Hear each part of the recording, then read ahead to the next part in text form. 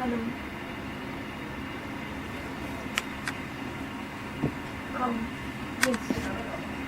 Hello. Okay, today we will start today's session.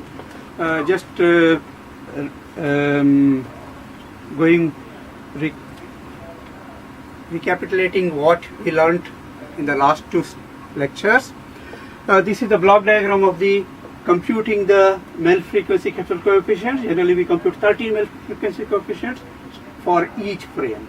In addition to 13 Mel frequency coefficients, for one frame, that is one time instant, we also compute its time derivative. Therefore, at every frame, if the Mel frequency coefficient varying with respect to time, given Mel frequency coefficient varies with respect to time, we compute its slope and also its curvature. So we have a 39-dimensional feature vector, and so this 39-dimensional feature vector is computed for each of the frame. So if a utterance is half a second long, then there will be 50 such frames. In other words, there will be sequence of 50 39-dimensional feature vectors. Capital T is 50. So x1, x2, x3, they correspond to 50 consecutive frames. Last time we looked at how to recognize how to make a model of each sounds based on certain features. We illustrated these features using two format frequencies, and in the format frequency domain, the vowels form clusters in the F1, F2 space. So any test vector comes, we can compute its. Any test vector comes means any speech frame. Test vector is computed from speech frame. Then its corresponding F1, F2 point is F1, F2 values are computed. A point is put on the graph, and we find the distance of the test vector x to that of the centers of each of the clusters, and assign the test vector x to the kth class if the square distance of the test data to the kth class is smallest than the square distance of the test vector to any other class. We can extend it to the weighted Euclidean distance, where the difference is normalized by the standard deviation of the kth class. Then on we moved to the probabilistic models, where we do not, in the case of the earlier model, we used to assign a test data to either the blue class or the red class, deterministic decision, whereas in probabilistic model we don't have just mu and sigma, the mean and standard deviation characterizing the class.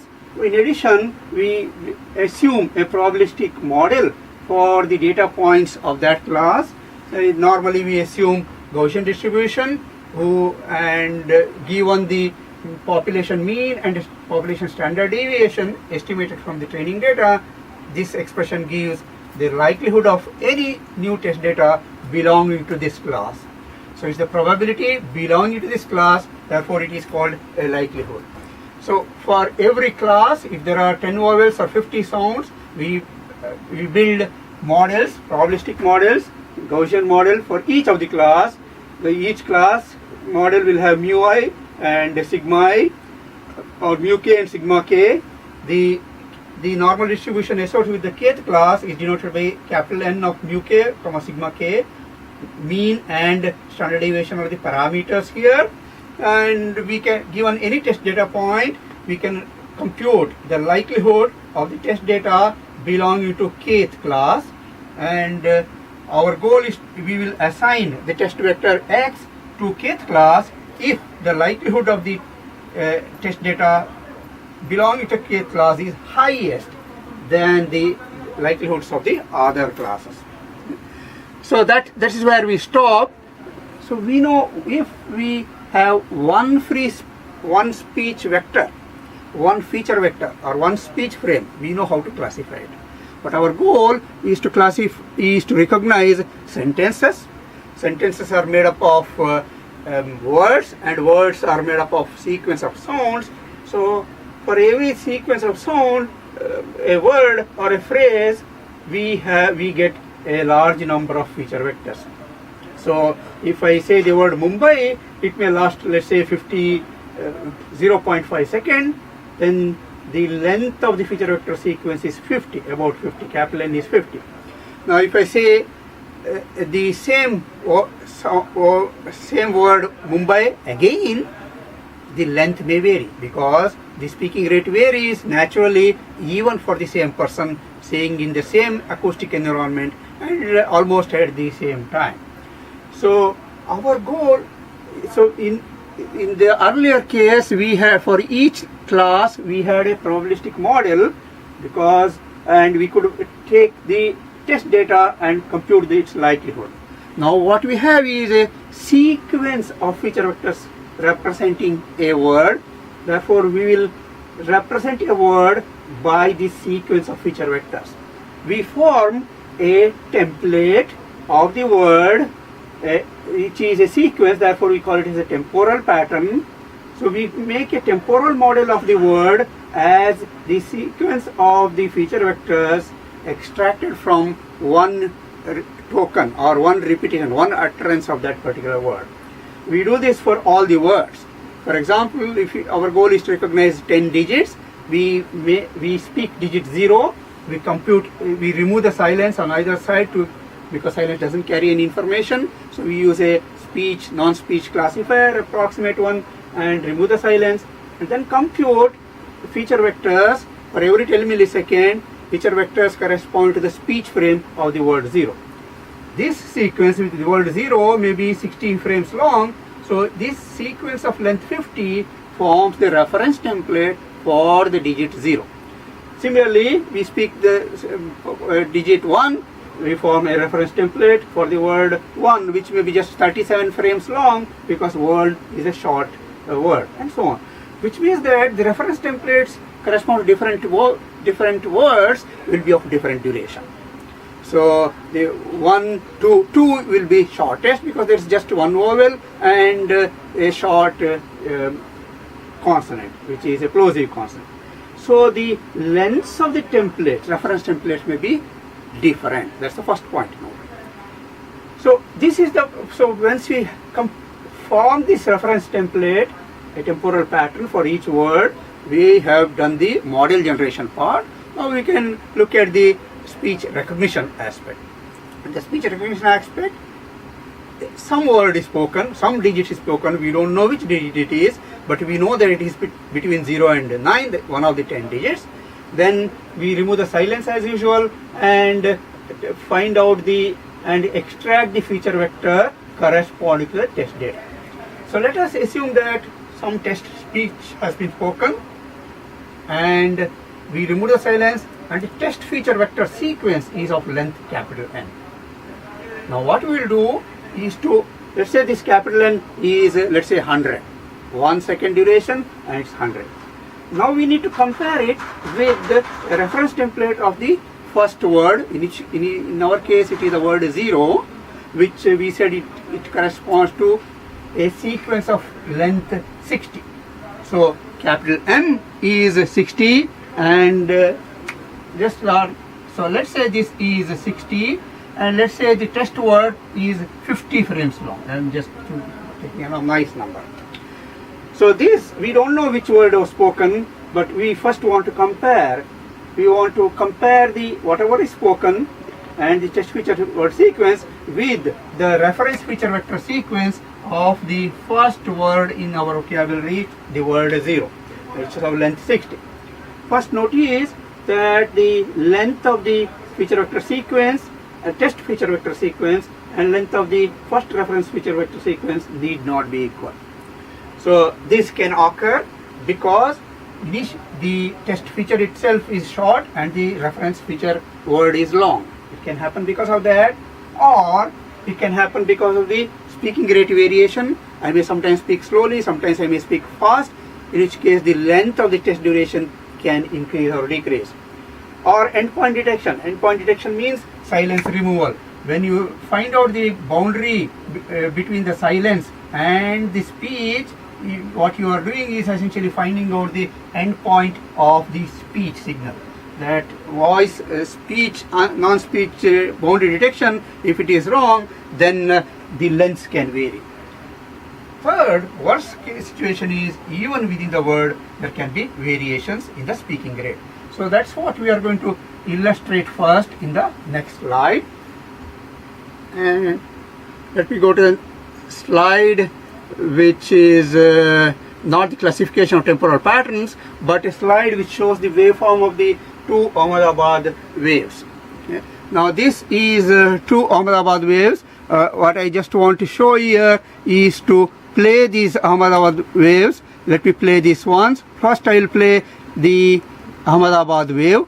Ahmedabad. This is my normal speaking rate, which is the top curve. Now there is one more file in this which is Ahmedabad underscore slow, so that if I play that, is there a let me just push this, I can't see, play, let me see what all the files are there. So Ahmedabad slow is there. For whatever reason it did not show Ahmedabad.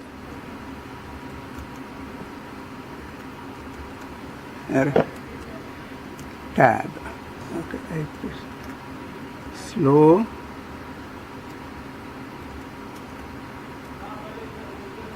Dot wave. Let me play the. So what I will do is play both of them one after another. The first one is the normal speech, Ahmedabad dot wave, and that is the top one, and then the slow one. Ahmedabad. This is slower one. Now if you see the waveform, you will see that the normal Ahmedabad occurred for about 0.7 seconds. This is 0.7, which means 70 frames. Whereas the Ahmedabad, little slower one, lasted for 0.85 seconds. That is 85 frames. It's the same word, normal speaking rate and the slow speaking rate. The durations are different, which means the number of speech frames for the same word can be different. 70 frames, 70 feature vectors sequence, 70 feature vector sequence length is 70 here and 80 here. So this does occur in normal speech. That is one example. And what you can say is the following. Okay, there one is 80.85, one is 85 feature vector long, another is 70. What you do is, since this is the, suppose this is the reference vector, this is the test vector, you compress one of them so that the length of the two are same. So the longer one, 85, you compress into 70. How do you do that? So you want to compress 85 into 70, which means so this is equivalent to, let's say, 14. This is 17. So for every 17 frames, from every 17 frames, you pick up only 14 frames from this, which means that on an average, after every 5th frame, you drop a frame. That means every 6th frame, you drop it. If you drop every 6th frame from here, then you drop every 6th frame from here, then the number of frames, if you drop every 6th frame from 85, you will get from 85, you get around, you get 70. So that this number is made exact. If you make these numbers exact, then comparing this 70 with this 70 is easy. Why? Because the length of the feature vector, this is the test, the length of the test feature vector sequence is 70, and length of the compressed reference feature vector is also 70. Now you can take the first feature vector here and first feature vector here, find the distance between them. We can compute the Euclidean distance, you can compute the weighted Euclidean distance. Whatever that you want, you can do that. And plus the sum of the square distance of the second test feature vector and second reference feature vector, and so on. Which means that since the lengths now are same, 70 and 70, you can compute the pairwise distance square the distance and sum them. So all that you have to do is, this is, let's say, x vector ith vector and the reference ith vector, and you square the distances to take care of the sign. This can even be the, and you now do from 1 to 70, because in both cases, although we had only 70 test feature vectors, reference vector was for 85, we dropped every 6th frame to get the 70th frame. Now this is called warping of the reference signal to match the length of the test signal. You compress the reference signal length so that it matches with this. It is called warping, that is the word, compression in this particular case. On the other hand, so this is the situation for the word 0. So what happens if I have the same test? Now once I do this, I get the distance, sum of the distances as is calculated here. So I get the distance, the square distance corresponding to word 0. Square distance of x comma the word 0, I get like this. Now I'll do the same thing for the word 1, which is d of the x vector sequence, actually capital X, whatever, and comma the digit 1. The 1 is a shorter, it is shorter than the word 0. So in this particular case, the word 1 may be only of length 65. The length of the reference vector sequence, reference pattern, the reference pattern of the word 1 may contain only 65, whereas the length of the test remains 70. So in each case, this length is shorter than this, unlike the 0 case. So in this particular case, we need to somehow expand this to match the length of the test. So all that we can do is, every 13th feature vector, you repeat it so that 65 frame becomes 70, and then you can match.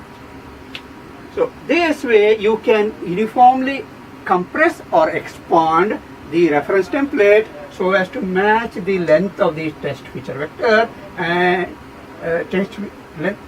and then you can compute the distance between the test feature vector sequence and a model. Now this is called linear mapping. Linear warping. You warp it, but you do linearly so that the number of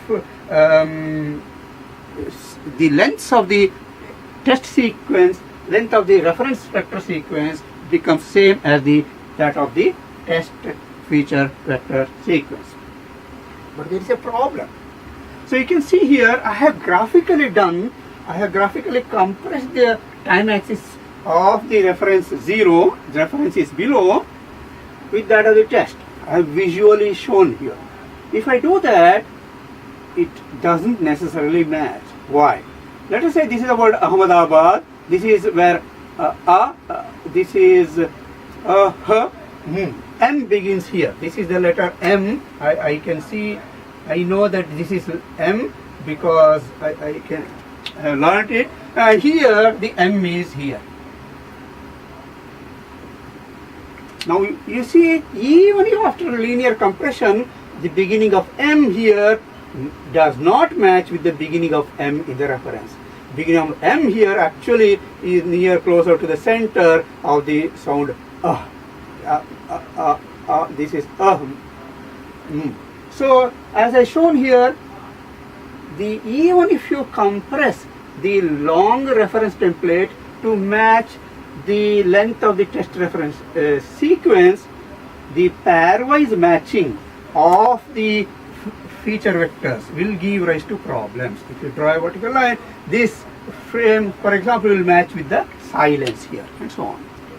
Therefore, linear warping of the templates is not good enough. It will not give the correct distance between the templates or correct measure of dissimilarity. Distance and dissimilarity are synonyms in our case.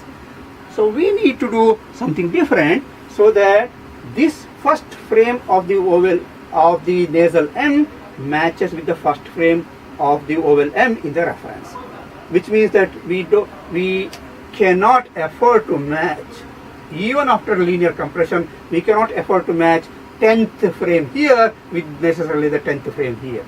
10th frame here may have to be compared with the 12th frame here, because M here begins at the 10th frame and M here, M of the warped or compressed reference template still begins at 12. So we may have to compare not in regular mapping, but we may have to compare one feature vector here with any of the feature vector. In this particular case, 10th test feature vector was to be compared with the 12th feature vector of the reference. In some other case, the 10th feature vector may have to be compared with the 7th feature vector. We don't know. So we need to, the compression or expansion of the reference template need not be linear. We may have to compare a given test vector with a reference vector prior to that time or later to that time, which means that we need to resort to non-linear warping. Now, linear warping means you compress the reference template, compress or expand. You warp the reference template so as to match its this length with that of the test, but that this warping is not sufficient as illustrated here, and we need to do the non-linear warping.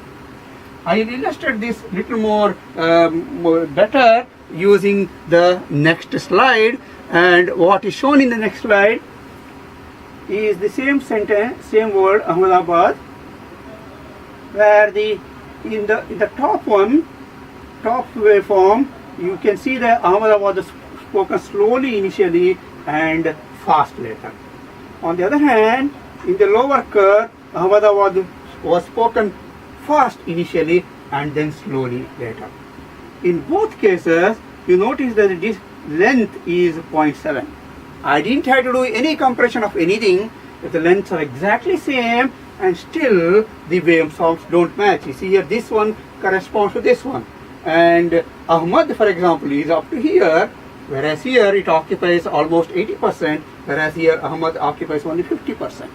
So this particular frame, when I have to match these two sequences, this particular frame feature vector has to be matched with this feature vector, which means this feature vector, instead of being matched with this is wrong. I need to match it with this. This is right. So how do I know that this has to be matched with this or this or this or this? This is what I need to find. I need to find the best for each feature vector in the test. I need to find the best matching test feature vector in the reference, which means that I have to, for every feature vector in the test, I need to compare it with the best feature vector along the reference. And how many? And this can give rise to exponential computations. Before I talk about that, let me play these sounds. I will play the Ahmedabad slow and fast, and let me see Ahmedabad. First I will talk, the upper one is slow and fast. Let me play it. This, of course, I spoke intentionally in this manner just to illustrate the idea, and let us just hear it. As far as a human being is concerned, he will say there is nothing wrong with that. Thoda, little bit, but otherwise this is the word Ahmedabad. He has no problem. So I will play the top one first, slow and fast, and the other one. Let me play it again.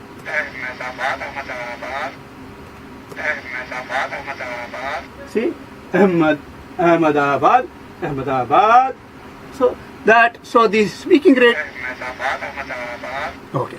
So the speaking rate can vary, and still human beings will refer to both of them as alright and match it with the same word Ahmedabad.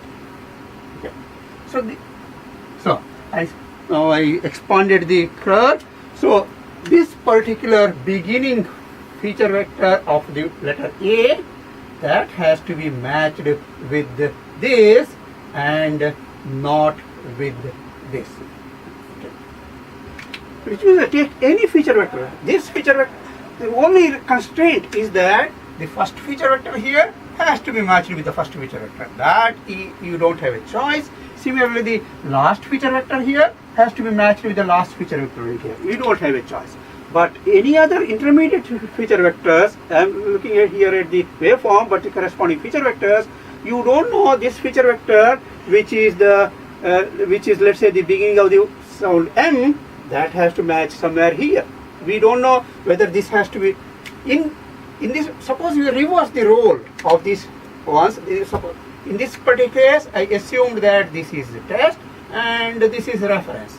Okay, but in which case the test reference case, the Ahmedabad was spoken fast initially and slow later, and the test speech Ahmedabad was spoken slow and fast later. Suppose the template suppose these things were recorded some other day and the roles of template was of this type. I was in a hurry, so reference template was this type and test template was this type. Then I take this test template, instead of matching with a previous feature vector, I have to match with the next feature vector. So in general, any feature vector on the test can be matched with any reference vector, okay, any intermediate reference vector. Whether the reference vector before this or reference vector after this depends upon the speaking rate, how the test speech was spoken, whether it is spoken slowly first or rapidly first, and so on. So let us see. Suppose this feature vector is of length n. There are capital N test reference frames. So this is the length of the test feature vector. Length of test feature vector. Okay. Now let us assume that the length of the reference feature vector is capital M, which is given here. Okay. Now so for every feature vector here, let's take the second feature vector here. First feature vector has to be mapped here. Second feature vector can still be mapped here or can still be matched with any of the capital M reference feature vectors. So the first test can be matched. Match means you need to check whether it matches well any of M reference feature vectors. Now first one can be matched with any reference, second one again it can be matched with any reference. So first and second test feature vectors can be matched in how many ways? M into M. Because first can be matched in M ways, second can be matched in M ways. Actually it is not M, it will be M minus 1 and so on. So if there are capital N test feature vectors, then they can be matched in various combinations, which almost becomes like a factorial all the way to M minus N, M into M minus N, and so on. So the factorial, so this combination, the number of ways in which the